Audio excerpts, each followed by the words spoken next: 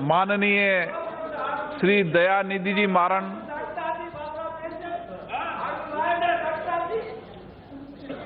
माननीय सदस्य। Me to ask a question.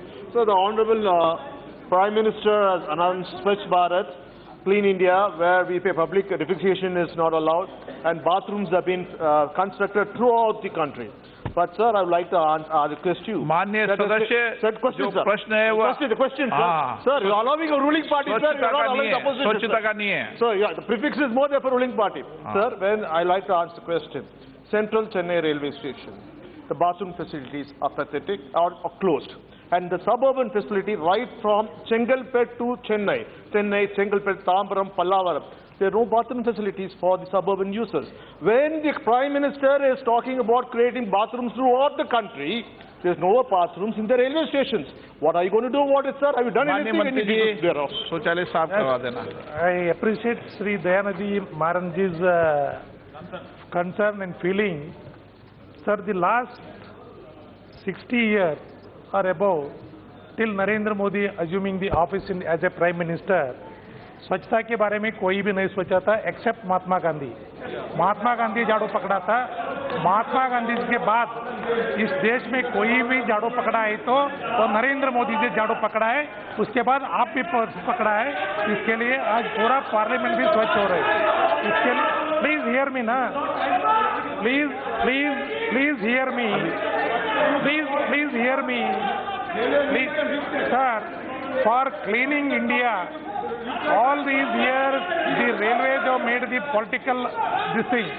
But for cleaning, Narendra Modi has to come here to power, and he has made an andolan for cleaning the whole India, not only toilets.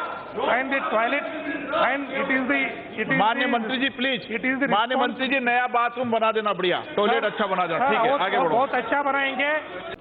Shri P Ravinder Kumar. 341. माननीय मंत्री जी. Table sir. माननीय सदस्यगण.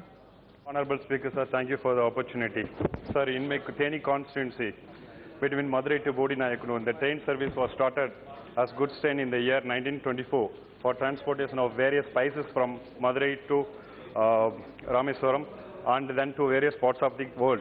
Sir, this passenger train service was converted later.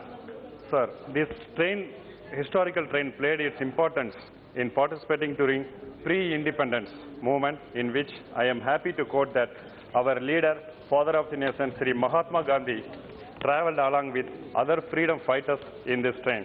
Sir, this train, the government decided to convert the meter gauge into broad gauge with an estimated cost of rupees 304 crores. This en route crosses 6 talukas, having a minimum 25 educational institutions, and also adjacent to the proposed AIMS hospital, for which foundation stone laid by our Honorable Prime Minister recently. By completion of this gauge conversion project, nearly 10,000 people will be benefited in single trip per day. Sir, I would like to raise question through you, sir, to Honorable Minister, in what steps have been taken to expedite and for the earlier completion of this project? Sir, Honorable Member has stated,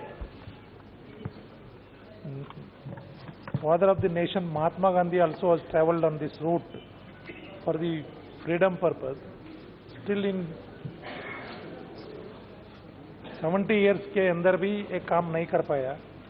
जब our government आने के बाद 70 kilometers length, which is gauge conversion, has been already taken place. Only 127 kilometers left out now.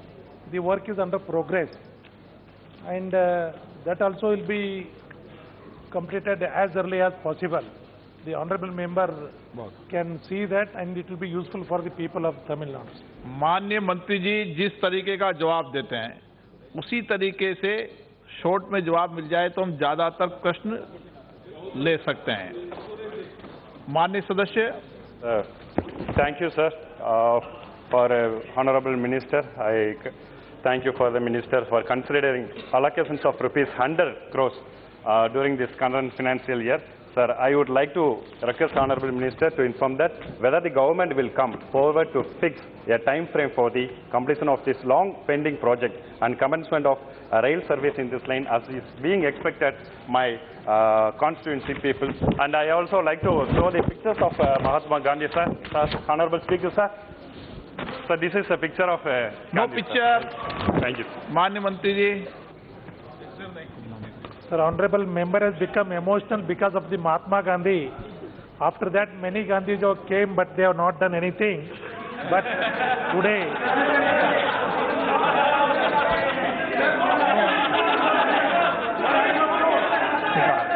Okay, निकाल दीजिए, निकाल दिया.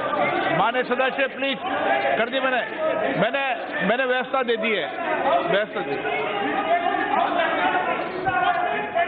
sir, the outlay for this year is 100 crores. Work on the project have been already taken up, sir. For the entire length, the work will be completed as early as possible.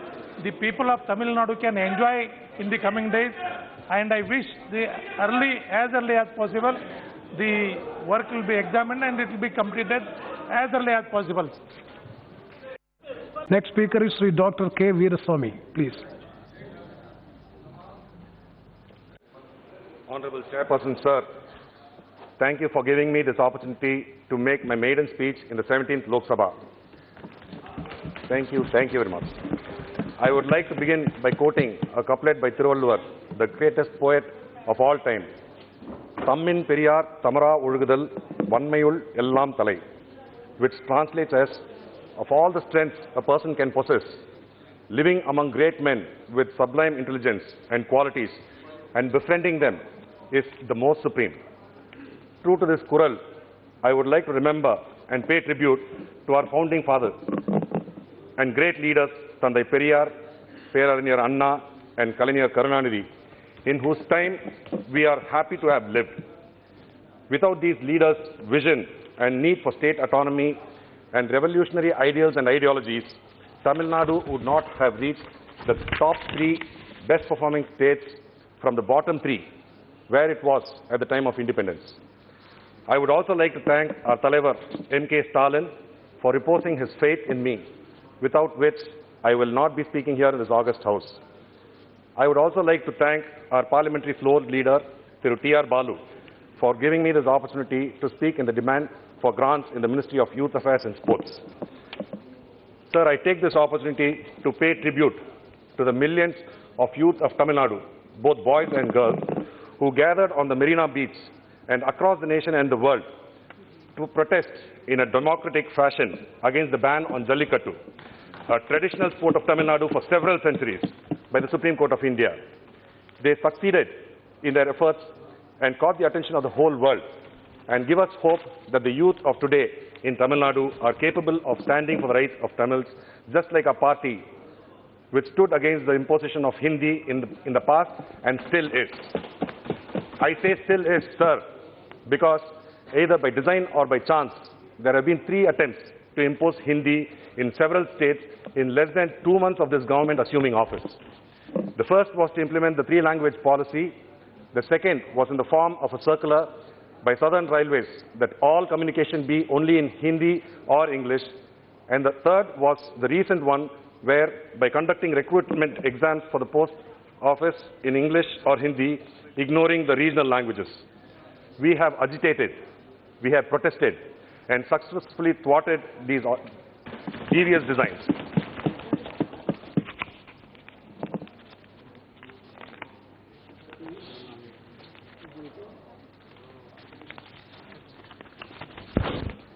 Sir, we have been fighting against the imposition of Hindi for several decades, since the 1930s. I'm sure that this is the same case for all the other states as well. The spirit and determination of our late leaders lives.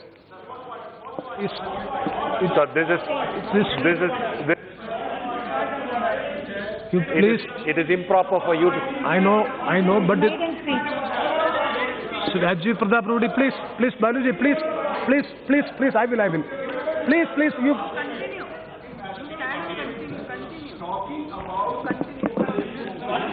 Yes. Yes, I will. I do not wish to yield, sir. There I is do no not point wish of to yield. order. Please, Sir, Baluji, I do not please. wish to yield, sir. You please, Being please my sit there. maiden speech, I think it is This improper, is his sir. maiden speech. Let him continue, please. Yes. The spirit and determination of our late leaders. You please, not allowed, not allowed. Nothing will go on record except his speech. Oh, please. But we have been promised that it will not be imposed upon. No, please, It please. has been when you have conducted an exam in the post office. Exams. Yes, you just talk. Sir, we have been fighting against the imposition of Hindi. Please come to the topic. This is a demand for I sports and understand, youth sir, affairs. but we have certain reservations Yes, which we definitely. have to voice out only here, the August House over here. We have been fighting against this for the past several decades since the 1930s. The spirit and determination of our late leaders lives on in the form of our current leader, Talabadi, and we will continue to protect our linguistic pride. And I am sure that several other states with the same pride will stand with us in this issue. I would like to quote our founder, Perarinyar Anna, who in April 1962 in the Rajya Sabha spoke thus. I quote his words from 1962, sir. I claim, sir, to come from a country, a part in India now, but which I think is of a different stock, not necessarily antagonistic. I belong to the Dravidian stock. I am proud to call myself a Dravidian. That does not mean that I am against a Bengali or a Maharashtrian or a Gujarati or any other language person. As Robert Burns has stated, a man is a man for all that. I say that I belong to the Dravidian stock, and that is only because I consider that the Dravidians have got something concrete, something distinct, something different to offer to the nation at large. Therefore it is that we want self-determination. I am happy that his ideals have seeped into our blood and the youth have established their right to self-determination by successfully protesting the Jallikattu ban. I hope it would not be considered presumptuous on my part, sir, that this ministry be renamed Youth Empowerment and Sports instead of being called as Youth Affairs and Sports. The reason I place such a request is to condemn the deplorable, despicable moral policing resorted to by a few antisocial elements who have abused young couples across several parts of this country in the name of religion and culture. Perhaps they have misunderstood the terminology youth affairs. Sir, kindly bear with me for digressing into the Ministry of HRD, for it would be a grave injustice to not talk about the education policy of the government when talking about the youth of this country. I am sure, sir, that many of the honorable members over here would have studied +1 and +2 with physics, chemistry, maths and biology. I would be very much surprised if anyone remembers what Coulomb's law is or what Frank Starling's law is in physics, or the valencies of various chemical compounds like magnesium and manganese, or chemical formulae in chemistry, or differentiation, integration, trigonometry in mathematics, which is forced upon children in schools, but has not been of any use, neither in our college nor in our lives. Our Honorable Minister for Health and Family Welfare is here. I am sure that he also would concur that most of these things are not required in most of our medical curriculum.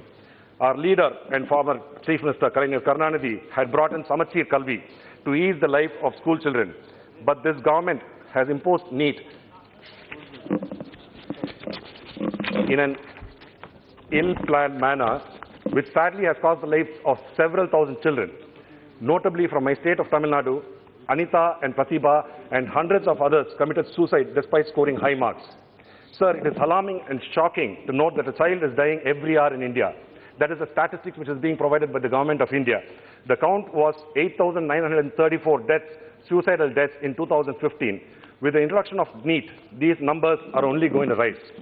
Our schools, instead of being centers of education, are turning out to be concentration camps of deaths. It's sad to note that these are intelligent children, great assets of our nation we are losing due to the flawed education policy and our indifference towards their welfare. With all that said, I implore the government to reconsider and abolish NEET. It would also help to have a psychologist or a counselor and a vocational guide in each school. Psychologists more for the parents than the children, sir. The children are not the ones who have these ambitions. The parents have these ambitions and thrust it down upon their children. The parents, in most cases, with no doubt good intent, are pushing their children beyond their limits. As for vocational guide, many students and parents are unaware of the economic potential of certain degree programs. I would like to highlight about a few of them, sir. I have seen several dentists work for 8,000 or 10,000 salary, and engineers are offered 5,000 rupees or less. This is the state of our educational system in India. A receptionist makes more than this. while paramedics like optometrists, dialysis technicians, and even chefs make 15,000 or more. So we have many colleges, but most of the students from these colleges are unemployable. While the whole world is stressing on the importance of schooling, the government of Tamil Nadu is contemplating closing down of 1,500 schools, sir, while planning to open hundreds of Tasmak alcohol bars across the state. Sir, these thousands of schools have come out with the hard work of great leaders like Kamarajar, Anna, and Kalinyar. That this government is planning to close down 1,500 of them is deplorable, sir. I request the government of India to prevail upon the government of Tamil Nadu and stop them from closing down these schools. I make this request because many believe that the BJP is running the Tamil Nadu government as reiterated by our party whip. Sir, the prevalence of sexual crime against women is another cause for concern. It's curious to note that over time, instead of a man attacking and molesting a woman, as it used to happen in the past, it has changed where groups of men join together and rape women. Recent instances like in Pollachi, where hundreds of girls and women were raped over a period of 7 years, is shocking. And to make matters worse, grave concern of sexual offences against children. In fact, a repeat offender a few weeks ago raped and murdered a girl child soon after being released for the same offence which he had committed earlier. I implore the government to ensure that the strictest of laws be passed to save our children and women from such heinous predators. Sir, unemployment among our youth is revealing a shocking trend. Data shows that unemployment among graduates is highest at 23.8%, sir. Whereas the figures, I'm coming to that, sir. Whereas the figures are 2.3% for illiterate, to 3.3% for primary school, and 3.7% for middle school, secondary school, or higher secondary school youth. We tell our youth to study hard and graduate for better job opportunities. What are we going to tell them now? Adding insult to injury, the ill-planned, ill-conceived, and ill-executed demonetization and GST. Sri Rajiv Pratap Rudy, we will hear you after his speech. Let him conclude. Ill-executed demonetization let him conclude. and GST by this government has caused great hardship apart from several deaths. This is maiden speech. And resulted in the closure Mr. Veeraswamy, please, 1 second. Quote the rule, please.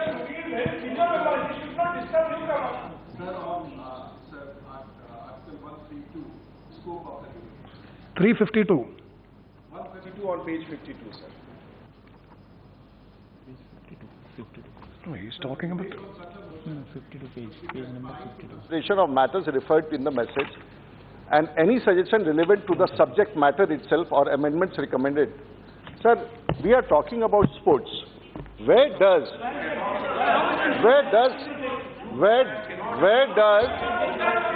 imposition of Hindi come in this, sir? Where does imposition of Hindi come in this, sir? And if you, under the constitution, we recognize that Hindi as a national language, where does Hindi come in the matter of sports is the scope of discussion, sir. Yes, please, Balaji, please. Talking on sports. I will give youth the affairs. ruling. And you are talking about imposition of Hindi. Is it fair? आप कह रहे हैं. I will give the ruling, please. आप कह रहे हैं कि हम आपके ऊपर हिंदी को. Mr. Dayadidi, आप इस विषय में. Yes, I will give the ruling. बिल्कुल गलत है महोदय. हिंदी को आना आप स्पोर्ट्स पर बजट पर स्पोर्ट्स पर डिस्कस कर रहे हैं और आप कह रहे हैं कि हिंदी को हमारे ऊपर इम्पोज किया जा रहा है. ये कहां तक उचित है? इसको बाहर निकाला महोदय. हिंदी हमारी राष्ट्रभाषा है और इस पर किसी प्रकार की आपत्ति ये सबके लिए है और किसी प्रकार की आपत्ति. Yes, Mr. Pratap, you please, I will give the ruling, no? Please. मतलब है कोई भी कुछ बोलेगा. Please. First of all, you or please keep silence. I can very well. I will give the see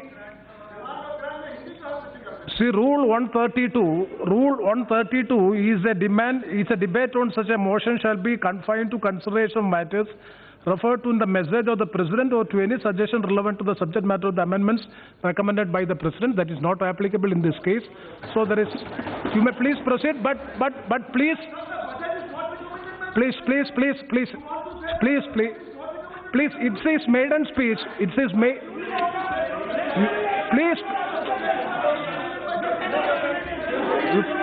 Please, Rudy ji. This is his maiden speech.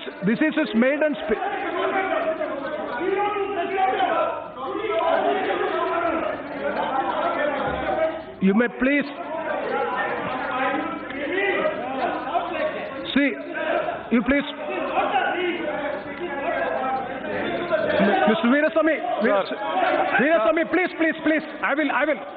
Sri Rajiv Pratap Rudy, if you examine the speeches of most of the members, honorable members' speeches, especially the new members, most of the speeches are not relevant, particularly relevant. No, it's to the subject matter. He is a new member.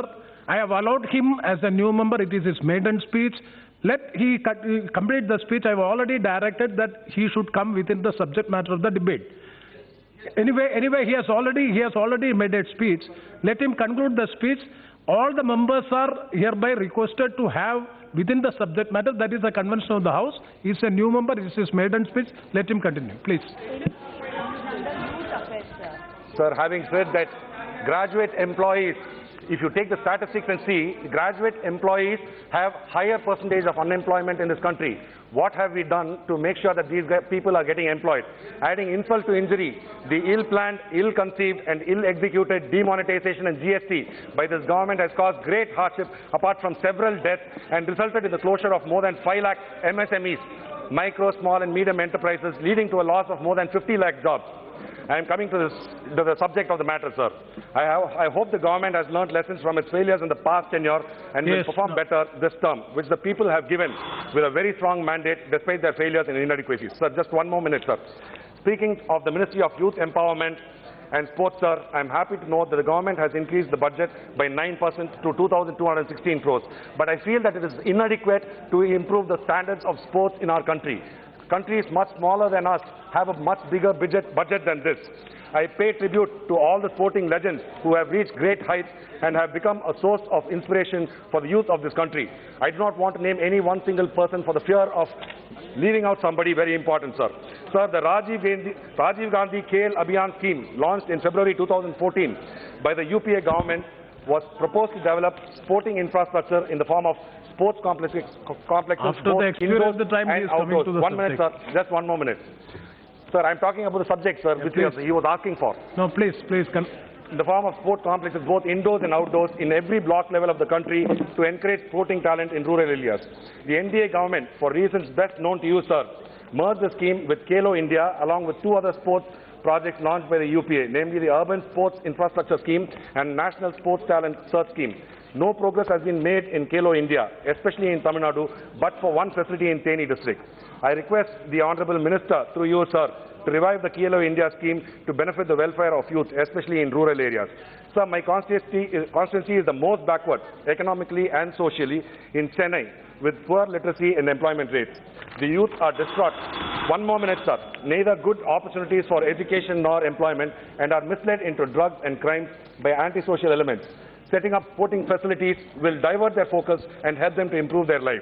I conclude by requesting the ministry to set up infrastructure and personnel for development of football and boxing, the sports which are popular among the youth in my constituency of North Chennai. I would also like to add that my fellow person from Salem has requested the Mahatma Gandhi Sports Complex, the building, which has very poor infrastructure, that it can be done. And I request that all the blocks in Tamil Nadu are provided with a sporting complex, sir. Thank you. I once again express my gratitude for this opportunity, sir. Thank you very much. Sri Manikam Tagore. Thank you, sir. Thank you, Speaker, sir. India is an old country but a young nation. Unlike the young, everywhere we are impatient. I am an young and I too have a dream of a strong India, independent and self-reliant in the front of nations of the world, in the service of mankind. With the quote of Sri Rajiv Gandhi, I would like to initiate the debate on the grants on Ministry of Youth Affairs and Sports. Finance Minister has plotted 2,216 crores for the ministry for this financial year, and I must reiterate the BJP's New India, a $1 trillion dream, but $1 million mindset. Honorable Minister is here, and I'd like to start with their party vision document in 2014 of the election manifesto, in which page number 20 it speaks about the youth making India unstoppable. And there are some promises the party has made it. For example, Young Leaders Program, it is promised to set up a National Youth Advisory Council. It is promised. BJP has promised district level incubation and accelerator program for encouraging innovation and entrepreneurship. It has been promised. Availing students' loan has been promised. Setting up of neighborhood children's and youth parliament across India has been promised. A program for youth for development has been promised. But all these promises has been kept as promises only. And Honorable Minister, on the targets, the party's policy document which speaks about it, where we are, where we have arrived, what more needs to be done, and the party's document which I see as their government document also. I presume that the House at least right to know the deliveries made by the government, the return promises by the policy document, or else the document of 2014 itself is just a Jumla document. After that also, in BJP's Sankalp Patra in 2019, page number 27, speaks about youth in governance. Mentions that there would be incentive reward youth who engage with society. But when I see the grants under the Nehru Yuva Kendra, Rajiv Gandhi National Institute of Youth Development, Young Leaders Program, I doubt whether government truly wants to walk the talk on its election promise or just simply wants to kill the institutions having the names of certain individuals who build the nation. The Neighborhood and the Youth Leaders Award, the National Youth Advisory Council were programs encouraging leadership about the youth, something on which the Prime Minister has focused repeatedly on Man Ki Baat, has seen zero budget allocation. The Sankalp Patra also talks about special awareness and treatment of substance abuse. Though this is being predominantly a health issue, but it is high time we see abuses beyond the traditional scope. Substance abuse has become so normal that we started to take it for granted. Addressing the doping agencies issues, the budgetary allocation for anti-doping agencies is minimal. What we need for this issue is a dedicated awareness campaign.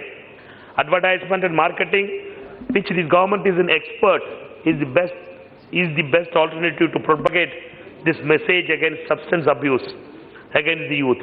But strikingly, the budget has minimum allocation for such informative spending, which programs like Beti Bachao, Beti Padhao have advertising budget more than the scheme itself. But what I want to emphasize is that we don't want to have a Utwa India just like a Utah Punjab, which was created because of Akali and BJP policies in Punjab. When we speak about youth hostels, it should form the core of the government strategies to boost its Sadbhavana scheme for Jammu and Kashmir students had already seen any capital allocation. At times like this, when the youth of especially from the scheduled caste and the scheduled tribe counterparts are traveling across India, it is important that government provides suitable accommodation in the hostels. It's very heartening to see that out of the 80 hostels under the youth hostels, only 50 are in functional stage itself. And I request the Honorable Minister to stay in one of the youth hostels to see how its conditions are. I hope that his stay will improve that youth hostels. Across India, we should have minimum had in each district one youth hostel at least. And I'd like to taking to sports, the primary agenda of the existence of the ministry. I have stunned by the budgetary allocations made by the ministry for several federations responsible to look after the sports in India. 9 crore rupees allocated for hockey, 9.6 crores for National Rifle Association, 1.3 crore rupees to Athletics Federation of India. Is this how we are going to attain our dream to be the top table of the Olympics?